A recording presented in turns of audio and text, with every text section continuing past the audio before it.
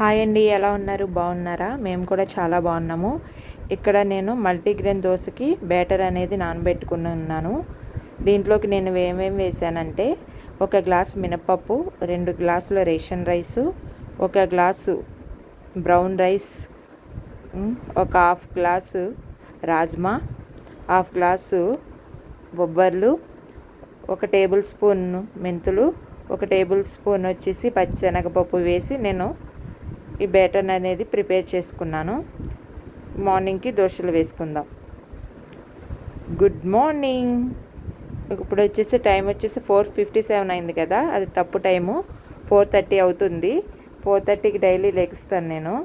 ఇక్కడ చూసారా, బ్యాటర్ నేను ఎంత గట్టిగా పెట్టినా కూడా ఫెర్మెంటేషన్ బాగా అయినట్టుంది, బాగా పైకి పొంగిపోయింది. ఇక్కడ కాఫీ ప్రిపేర్ చేస్తున్నాను. 4:30కి కాఫీ తాగుతాను, ఎందుకంటే 5కి మా బాబు క్రికెట్కి వెళ్తాడు. 5 o'clock వెళ్ళి 7:30కి వస్తాడు. హాఫ్ డే స్కూల్స్ కాబట్టి 7:30కి వచ్చేస్తాడు. నార్మల్ టైంలో అయితే 5కి వెళ్ళి 8కి వస్తాడు. 8:30, 8కి వచ్చేస్తాడు. ఇప్పుడు హాఫ్ డే స్కూల్స్ కాబట్టి 7:30 కల్లా వచ్చేస్తాడు. ఇప్పుడు ఇక్కడ కాఫీ ప్రిపేర్ చేసుకున్నాను. కాఫీ తాగేసి మా బాబు అయితే వెళ్ళిపోతాడు.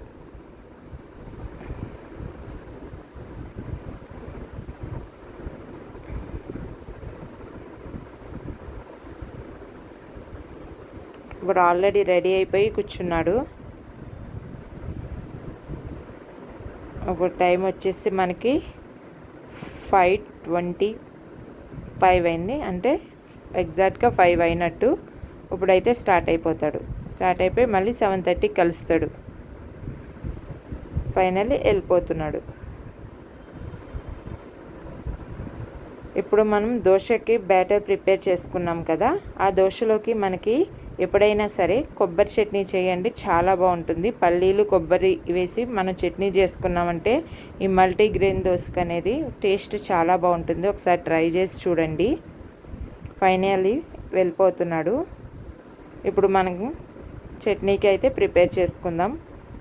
కొబ్బరిని నేను సన్నగా తరిగి పెట్టుకున్నాను.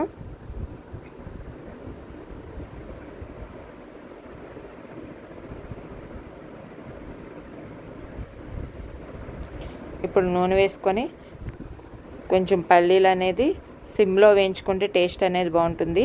కొన్ని పల్లీలు వేసుకొని దానిలోనే పచ్చిమిర్చి కూడా వేసుకొని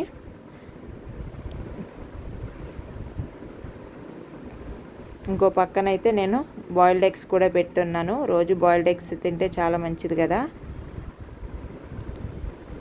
ఇప్పుడు పచ్చిమిర్చి కూడా పెట్టుకొని దాంట్లోనే కొంచెం చింతపండు, అలాగే కొన్ని వెల్లుల్లిపాయలు కూడా నేను దీంట్లోనే వేసి మగ్గబెట్టేస్తాను, ఎందుకంటే మనం మిక్సీ చేసినప్పుడు మంచిగా గ్రైండ్ అవుతుంది కాబట్టి దీంట్లోనే వేసేసి మిక్సీ పట్టేసి మనం చట్నీ అనేది రెడీ చేసుకుందాం. ఇప్పుడైతే దోశ వేసేసుకుందాం. దోశ చూసారు ఎంత పలుచగా ఉందో. ఇప్పుడు చట్నీ కూడా రెడీ అయిపోయింది, మనం తాలింపు పెట్టేసుకున్నాము.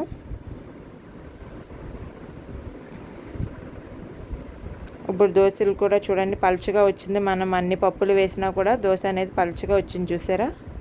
ఒకసారి మీరు కూడా ట్రై చేయండి.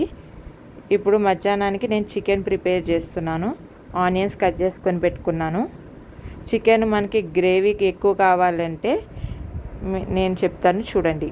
ఇప్పుడు ఆనియన్స్ కట్ చేసుకున్న తర్వాత చికెన్ కూడా వాష్ చేసేసుకొని ఇప్పుడు మసాలా అయితే ప్రిపేర్ చేసుకుందాం. దీంట్లోకి కొన్ని జీడిపప్పు యాడ్ చేసుకోండి, అలాగే ధనియాలు, లవంగ, చెక్క, యాలక్కాయలు వేసుకొని దాని తర్వాత ధనియాలు మనకి ఒక 2 టేబుల్ స్పూన్స్ వేసుకోండి, బాగుంటుంది. ఇప్పుడు ఆనియన్స్ వేగిపోయిన తర్వాత అల్లం వెల్లుల్లి పేస్ట్ వేసేసుకొని పచ్చివాసన పోయేంత వరకు మనం వేయించేసుకుందాం. అది వేగిన తర్వాత చికెన్ కూడా యాడ్ చేసేసుకుందాం.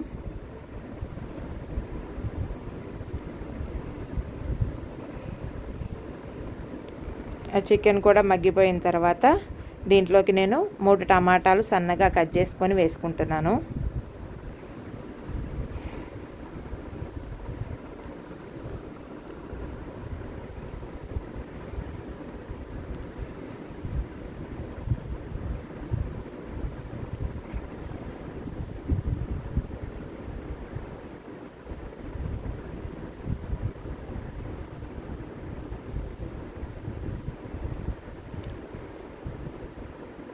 ఇప్పుడు సన్నగా కట్ చేసుకున్న తర్వాత టమాటాలు కూడా మనం వేసేసుకొని, టమాటాలు అనేవి మనకి త్వరగా మగ్గిపోతాయి కాబట్టి దీంట్లోకే నేను పసుపు కూడా యాడ్ చేసుకుంటున్నాను. పసుపు,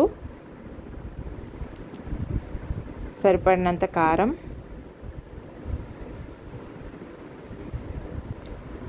అలాగే సాల్ట్.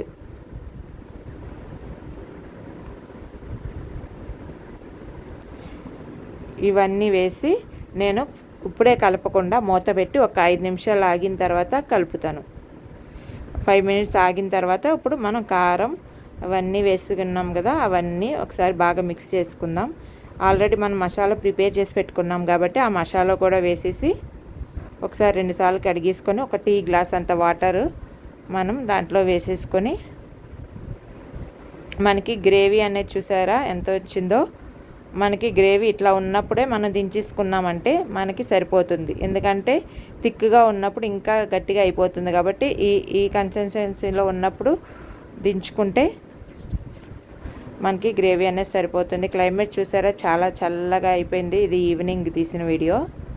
వర్షం పడేలా ఉంది, చాలా చల్లని గాలులు. ఈవినింగ్ పిల్లలకి కొన్ని గ్రేప్స్ ఇచ్చి తినేసిన తర్వాత అట్లా బండి మీద బయటకైతే వెళ్ళిపోయాము. ఈ చల్లని వాతావరణంలో అలా బయటకైతే ఒక రౌండ్ వేసి వచ్చేసాము. మన ఛానల్ని కొత్తగా ఎవరైనా చూస్తున్నట్లయితే లైక్ చేయండి, షేర్ చేయండి, సబ్స్క్రైబ్ చేసుకోండి. మీకు గనక నచ్చినట్లయితే కామెంట్ సెక్షన్లో కామెంట్ చేయండి.